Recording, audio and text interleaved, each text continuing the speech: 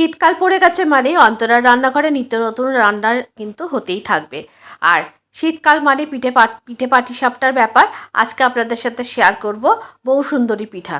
এর আগে কিছুদিন আগে আমি আপনাদের সাথে কিন্তু পাটিসাপটা রেসিপি শেয়ার করেছি নলেন গুড় দিয়ে, কিন্তু আজকে শেয়ার করব একটু কনডেন্স মিল্ক দিয়ে বৌরানি পাটিসাপটা পিঠা।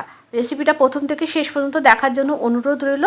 অনেকের আছে পাটিসাপটা সহজে মানে ফ্রাই প্যান বা চাটু থেকে উঠতে চায় না, স্পেশালি তাদের জন্যই থাকবে একদম পারফেক্ট মেজারমেন্ট। আমি কিভাবে কতটা কি নিচ্ছি সেটা আপনাদের সাথে প্রথম থেকে পুরোটা শেয়ার করব, তাই স্কিপ না করে প্রথম থেকে শেষ পর্যন্ত ভিডিওটা দেখার জন্য অনুরোধ রইল।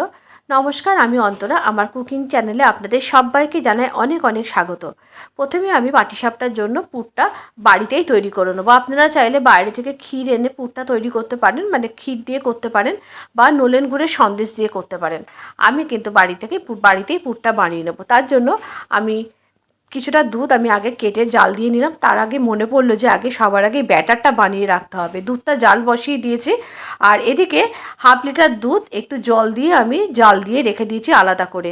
এখানে দেখুন আমি 3 হাতা আর মানে চালের গুঁড়ো নিলাম। এটার বাজারে কেনা চালের গুঁড়ো, আমি সেই কেনা চালের গুঁড়ো দিয়েই করেছি। 3 হাতা নিয়েছি চালের গুঁড়ো, 1 হাতা নিয়েছি সুজি, মানে 3 হাতা যদি চালের গুঁড়ো নিলাম 1 হাতা সুজি, আর নিয়েছি 2 হাতা ময়দা।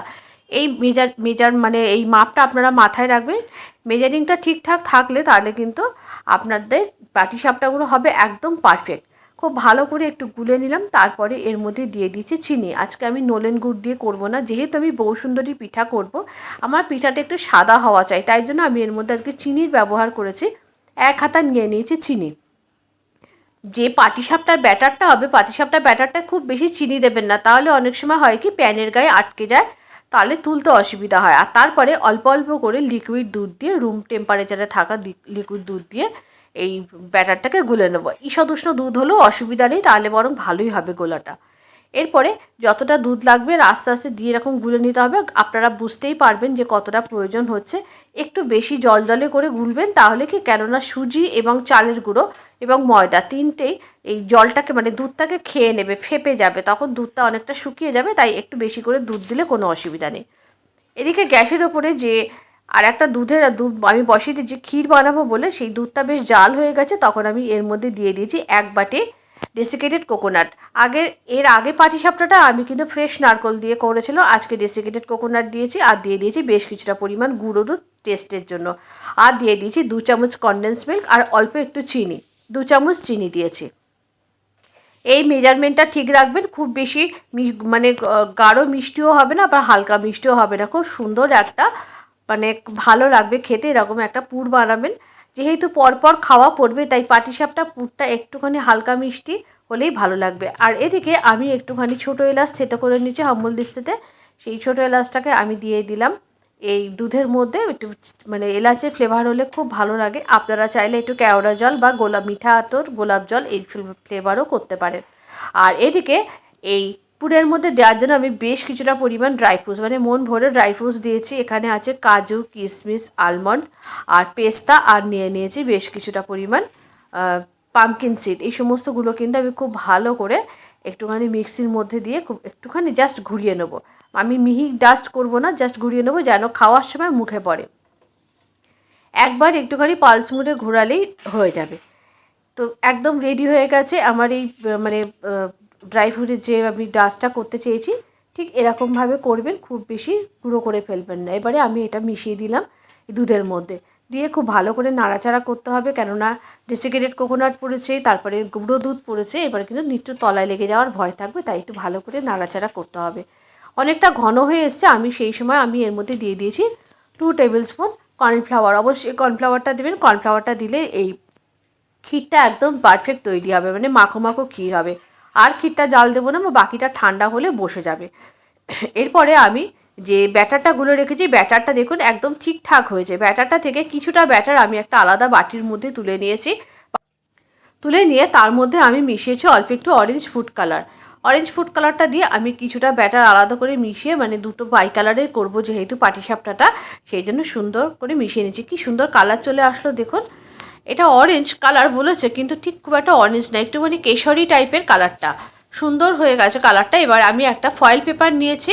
ফয়েল পেপারের মধ্যে আমি এই ব্যাটারটাকে সম্পূর্ণ নিয়ে নিয়েছি। যদি ফয়েল পেপার আপনাদের ঘরে না থাকে, আপনারা ঘরে থাকা দুধের প্যাকেট বা নুনের প্যাকেট, যে কোনো ধরনের একটা প্যাকেট নিয়ে সেটাকে ভালো করে এরকম তার মধ্যে ব্যাটারটা দিয়ে ভালো করে গার্ডার দিয়ে সিল করে নেবেন। নিয়ে তারপরে একটা পাশ একটু ছোট্ট ছিদ্র করে নেবেন। আর এদিকে দেখুন ক্ষীরটা কী সুন্দর জমে গেছে। গ্যাসের ওপর আমি একটা ফ্রাই প্যান বসিয়ে দিয়েছি, তাওয়া বসিয়ে দিয়েছি। তাওয়া বসিয়ে দিয়ে আমি অল্প একটু ঘি দিয়েছি, ঘিটা একটু ব্রাশ করে নিয়েছি। তারপরে দেখুন আমি এই ফয়েলের মধ্যে যে ব্যাটারটা আছে সেটাকে দিয়ে সেটার থেকে অল্প অল্প করে ব্যাটার নিয়ে এরকম ঘুরিয়ে ঘুরিয়ে একটা ডিজাইন মতো করেছি।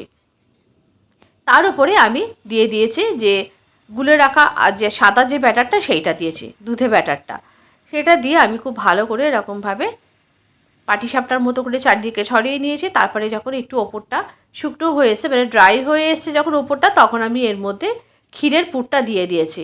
দিয়ে এরকম করে আস্তে আস্তে ফোল্ড করে দিয়েছি।